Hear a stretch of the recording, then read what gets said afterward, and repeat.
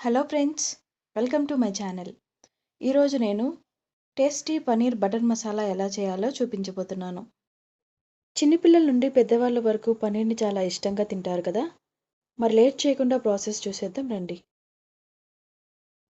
దీనికోసం మొదటగా 10 జీడిపప్పులు తీసుకొని వాటర్లో నానబెట్టుకోవాలి. ఇప్పుడు ఒక ప్యాన్ తీసుకొని అందులో 4 టేబుల్ స్పూన్ వరకు ఆయిల్ తీసుకోవాలి.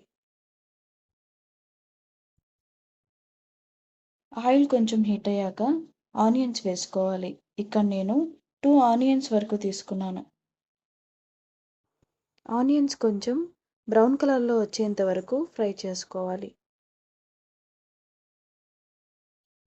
తర్వాత అల్లం వెల్లుల్లి పేస్ట్ 1 టేబుల్ స్పూన్ వరకు తీసుకొని బాగా కలుపుతూ పచ్చివాసన పోయేంత వరకు ఫ్రై చేసుకోవాలి. ఇలా వేగిన తర్వాత టమాటా కట్ చేసి తీసుకోవాలి. ఇక్కడ నేను 3 టమాటాల వరకు తీసుకున్నాను. ఇప్పుడు అందులో తగినంత పసుపు వేసుకొని కలుపుతూ ఫ్రై చేసుకోవాలి. టమాటా అంతా బాగా మగ్గిన తర్వాత 3 టేబుల్ స్పూన్ ధనియాల పొడి,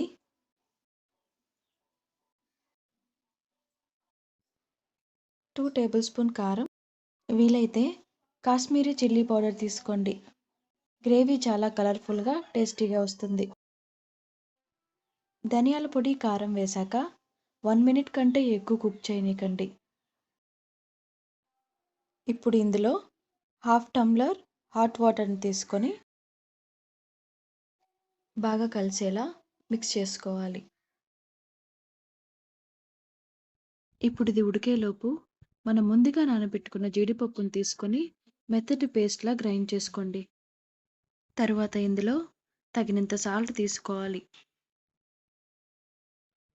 గ్రేవీ సాల్ట్ అంతా బాగా మిక్స్ అయ్యే వరకు కలుపుకోవాలి. ఇప్పుడు ఇందులో మనం ముందుగా పేస్ట్ చేసి పెట్టుకున్న జీడిపప్పును కూడా వేసుకోవాలి. చూసారా, ఇలా ఫాస్ట్గా కలుపుకోవాలి, లేకపోతే జీడిపప్పు అంతా ఉండలుగా అయిపోతుంది. 2 మినిట్స్ ఇలా కలుపుతూ ఉడకనివ్వాలి.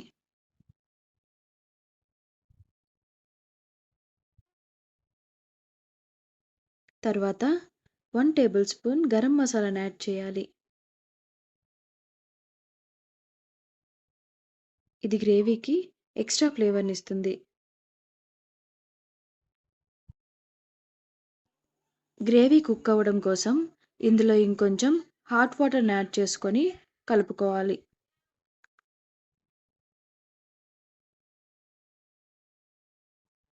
ఇప్పుడు ఇందులో 2 టేబుల్ స్పూన్ బటర్ని యాడ్ చేయాలి. గ్రేవీ చాలా టేస్టీగా, క్రీమీగా వస్తుంది. బటర్ అంతా బాగా గ్రేవీలో మిక్స్ అయ్యేంత వరకు కలుపుకోవాలి. చూసారా, మనకు ఒక బేసిక్ గ్రేవీ అయితే రెడీ అయిపోయింది. ఇందులో పనీర్ వేయకుండా ఫ్రిడ్జ్లో పెట్టుకుంటే 10 to 15 డేస్ వరకు స్టోర్ ఉంటుంది. ఇప్పుడు ఇందులో 1 కప్ పనీర్ అంటే 100 గ్రామ్స్ పనీర్ తీసుకొని చిన్న పీసెస్గా కట్ చేసుకొని వేసుకోవాలి.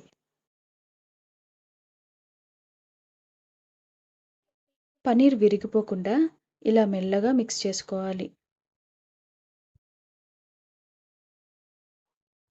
ఇలా పనీర్ గ్రేవీ అంతా బాగా మిక్స్ అయ్యేంత వరకు కలుపుకోవాలి.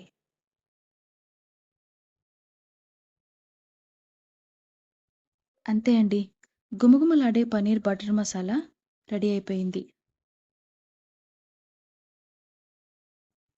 చూశారు కదా, ఇలా ఒకసారి ట్రై చేసి చూడండి. చిన్నపిల్లల నుండి పెద్దవాళ్ళ వరకు చాలా ఇష్టంగా తింటారు. దీన్ని చపాతీలో కానీ, జీరా అండ్ బాస్మతి రైస్లో కానీ సర్వ్ చేసుకొని తింటే చాలా టేస్టీగా ఉంటుంది. అంతే అండి, ఈ వీడియో మీకు నచ్చినట్లయితే లైక్ చేసి నా ఛానల్ని సబ్స్క్రైబ్ చేసుకోండి. Thanks for watching.